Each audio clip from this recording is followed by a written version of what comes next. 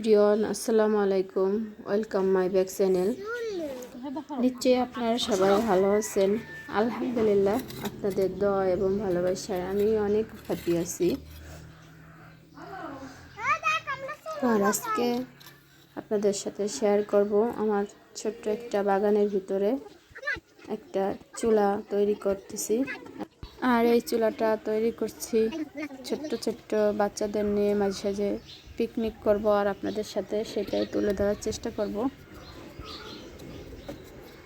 আর picnic, বাচ্চাদের সাথে picnic করলে মাঝে মাঝে মনে হয় সেই ছোট্টবেলায় শৈশবকালে ফিরে যায়। যখন আমরা ছোট্ট ছিলাম তখন আমরা এইভাবে এরকম রান্না করছি, একসাথে খাইছি,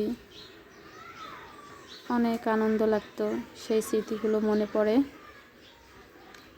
আর দেখেন, আমি এই চুলার যে উপরের মুখটা, এটা এনেছি বাজার থেকে, কিনে এনেছিলাম সেদিন আপনাদের সাথে শেয়ার করতে পারিনি। আর সেইটা এনে রেখে দিয়েছিলাম। আর সেইটা এখন আমি মাটি গর্ত করে চুলাটা পাতিয়ে নিচ্ছিলাম। আর আমি প্রায় 10 মিনিটের ভিতর চুলাটা বানিয়ে ফেললাম, আর সহজভাবে বানিয়ে ফেললাম। অতিরিক্ত কাদামাটিও লাগিনি, অল্প কাদামাটিতে হয়ে গেছিলো। আর আমি আগেই প্রথমে চুলাটায় সাজাল দিয়ে নিচ্ছিলাম, কারণ কীরকম জ্বলে সেইটাই পরীক্ষামূলক চালাচ্ছিলাম, যে চুলাটা কেমন হবে আর কীরকম জ্বলবে। আর মাশাআল্লাহ খুব সুন্দরভাবেই জ্বললো। যখন তখনই রান্না করা যাবে চুলাটায়। যে কিছু কাদামাটি আমি করে নিচ্ছিলাম।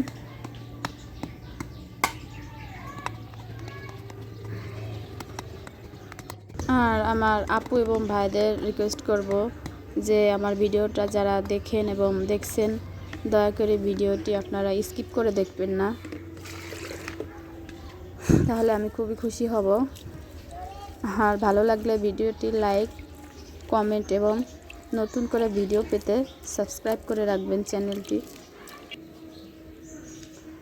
আর এই কাদা মাটিগুলো আমি ভালো মতো মাখিয়ে নিয়ে তারপর চুলার চারপাশ দিয়ে দিচ্ছিলাম।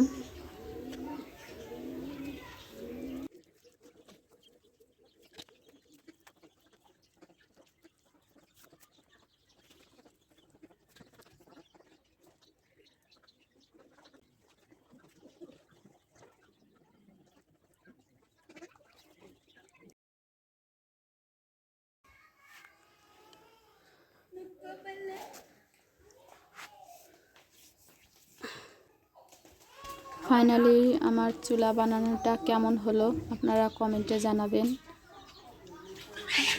আর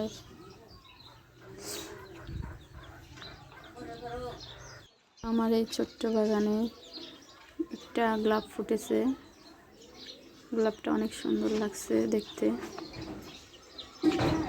আর এই সাইডে আমি জায়গাটা বালি হওয়ার কারণে জায়গাটা চুলার সাইডে মেপে দিচ্ছিলাম।